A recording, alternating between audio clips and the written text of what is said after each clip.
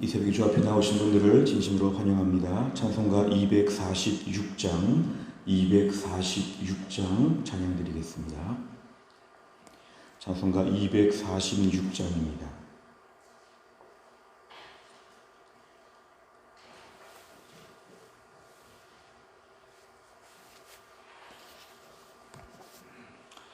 찬송가 246장 함께 찬양 드리겠습니다.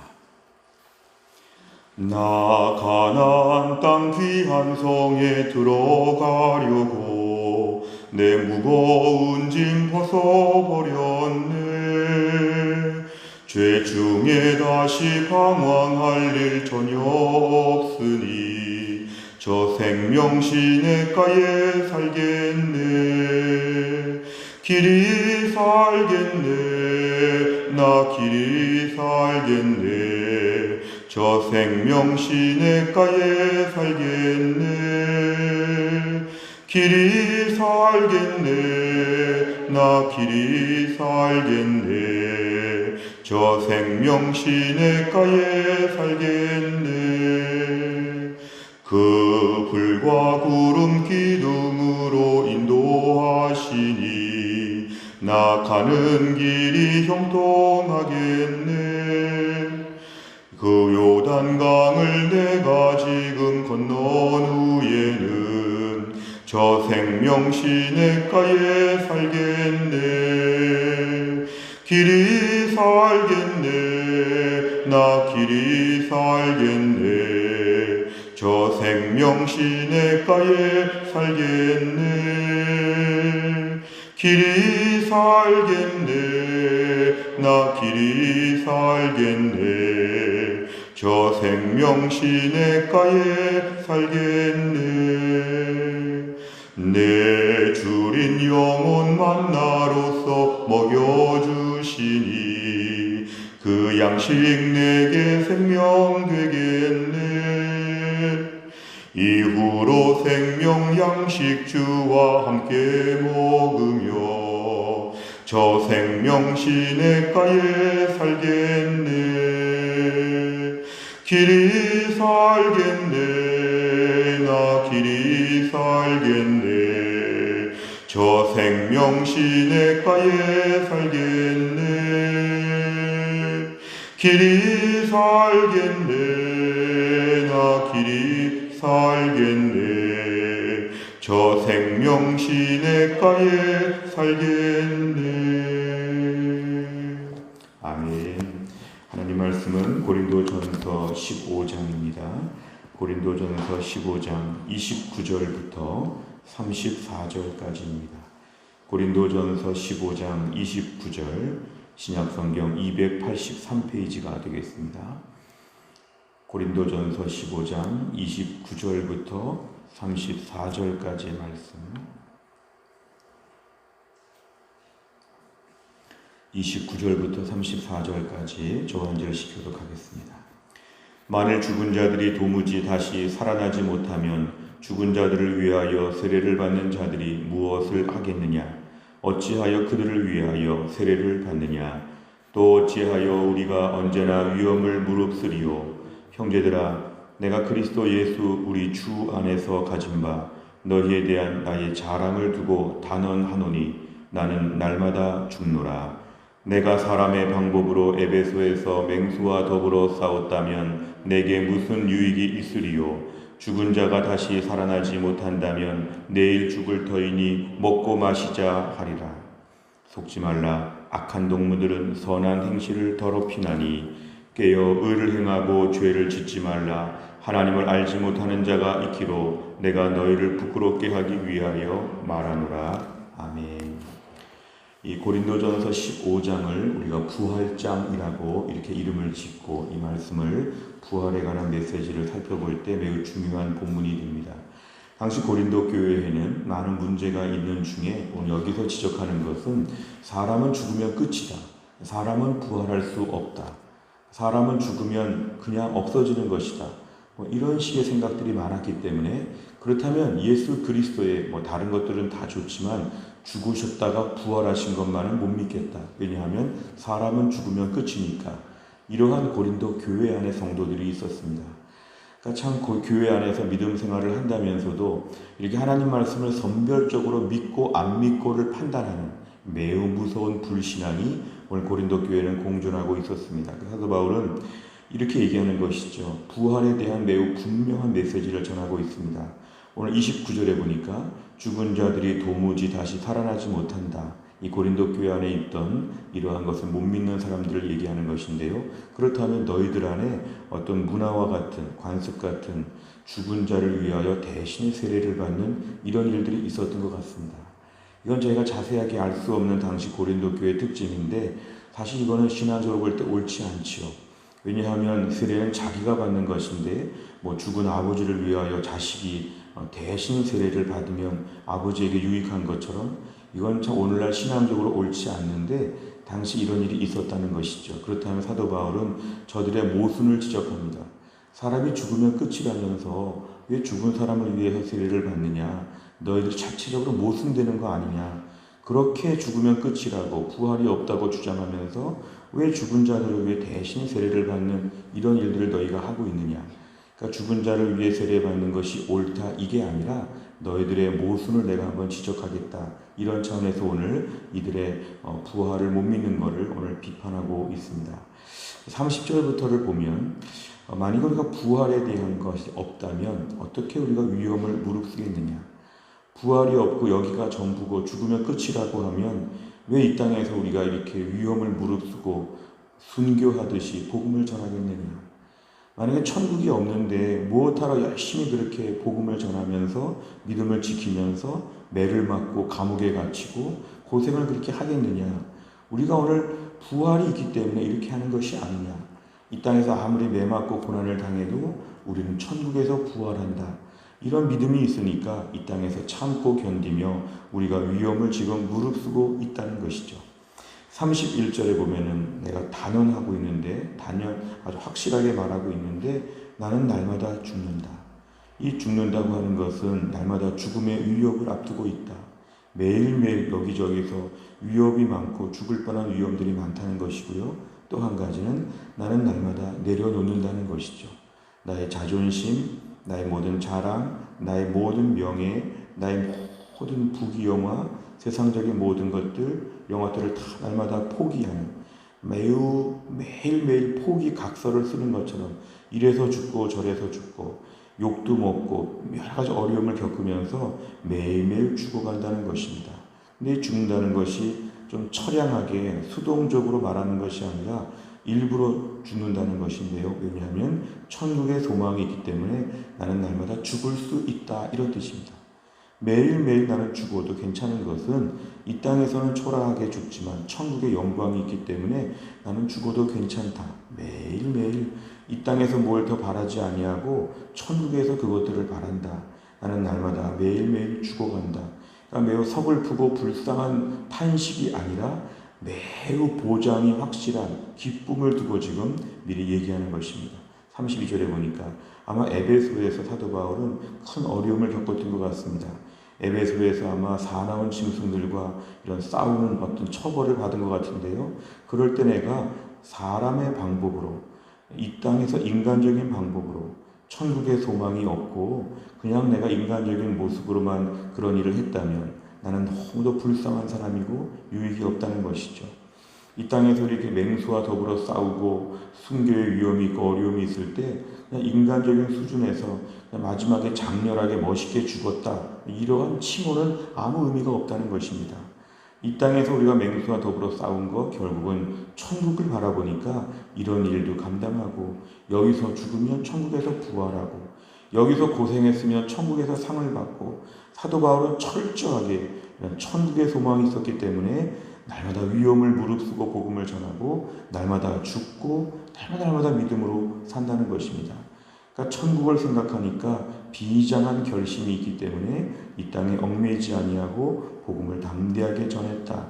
나는 어리석은 사람이 아니라 매우 유익을 알고 있는 지혜로운 사람이다. 32절 끝에 보니까 부활이 없다고 하면 어떻게 달라지냐 하면은 내일 죽을 것이니까 죽으면 끝이니까 먹고 마시자. 마치 이렇게 해지기 전에 오늘 다 놀자 하는 것처럼 오늘 충분히 놀자 하는 것처럼 내가 마음껏 살 수 있기 때문에 방탕하게 살 수 있다. 신앙생활도 방탕하게 할 수 있는 것이죠. 내가 이 땅에서 복 받는 게 전부다. 죽음 이후에는 모르겠다. 이런 신앙 칼날을 가진 자유주의 신학자가 있다면 이 땅에서 정말 먹고 놀고 즐기는 게 기독교다. 이렇게 가르치고 있다면 이 땅에서는 철저하게 방탕하게 살게 됩니다. 33절에 보니까 속지 말라. 악한 동무들, 나쁜 친구들, 나쁜 동료들은 우리에게 선한 행실을 더럽힌다. 왜 굳이 그렇게 믿음으로 살아? 왜 고생하고 살아? 왜 예수 믿고 이렇게 힘들게 살아? 예수 믿고 복 받아야지, 재미있어야지, 즐거워야지. 예수 믿고 이렇게 순교하고 어려움 당한 건 다 잘못된 것이야. 먹고 마시자, 먹고 마시자. 이렇게 유혹한다는 것입니다. 여기서 악한 동무들은 고린도 교회 안에서 부활을 거부하는 사람들이 믿음을 지키는 성도들을 유혹할 수 있다는 것이죠. 예수 잘 믿고 즐겁게 살아야지. 예수 잘 믿고 참고 견디고 복음을 감당하기 위해 매를 맞고 힘들게 살면 그럴 필요가 없어. 악한 동무들은 이런 식으로 우리를 좌절하게 만든다는 것입니다. 34절에 보니까 깨어야 한다. 깨어야 한다. 의를 행하고 죄를 짓지 말아야 된다. 그 이유는 뭘까요? 하나님을 배울 날이 있기 때문에, 천국이 기다리고 있기 때문에 우리에게는 그 천국을 앞둔다면 깨어 있어야 되고 의를 행하고 죄를 짓지 말아야 한다는 것이죠. 우리는 부활이 있기 때문에, 부활을 믿기 때문에 이 땅에서 충분히 죽고 고생하고 충분히 참고 견뎌도 우린 괜찮다. 나중에 천국에서 하나님을 만날 날이 오고 있다. 그러니까 조금 더 참아야 되고 조금 더 우리가 경건하게 살아야 되고 시즌2가 있다는 것이죠. 전반전이 끝나면 후반전이 있다는 것이죠. 천국이 아주 사실인 것처럼 분명하게 믿으면 이 땅의 신앙생활이 달라진다는 것입니다. 천국을 정말 믿으면, 천국을 바라보면 지금 이 땅에서 신앙생활의 칼라가 아주 바뀐다는 것입니다. 오늘 본문의 말씀을 통해서는 부활이 확실하기 때문에 우리의 삶이 어떻게 달라질 수 있는가, 이런 메시지를 주고 있습니다. 내용과 잘 보시면, 첫째, 바울이 부활을 증명하기 위해 단호하게 맹세한 것은 무엇입니까? 31절에 나는 날마다 죽노라. 부활이 확실하니까 이 땅에서는 죽어도 괜찮다. 죽을 수 있다. 죽어야 한다. 이 땅의 거 바라지 않는다. 싸구려 무엇을 기대하지 않고 천국에서의 명품 은혜를 사모한다. 이런 것이 다 포함되어 있는 그런 것입니다. 날마다 죽기 때문에 이 땅에서 복음을 전하다가 어려움들을 감당할 수 있다. 이런 것입니다. 두 번째 보면 바울이 고린도 교회 성도들에게 속지 말라고 경고한 내용은 무엇입니까? 33, 34절에 보니까 악한 동무들, 잘못된 신앙, 부활을 거부하는 사람들은 이 땅에서 먹고 마실 수 있는데 취한다는 것이죠.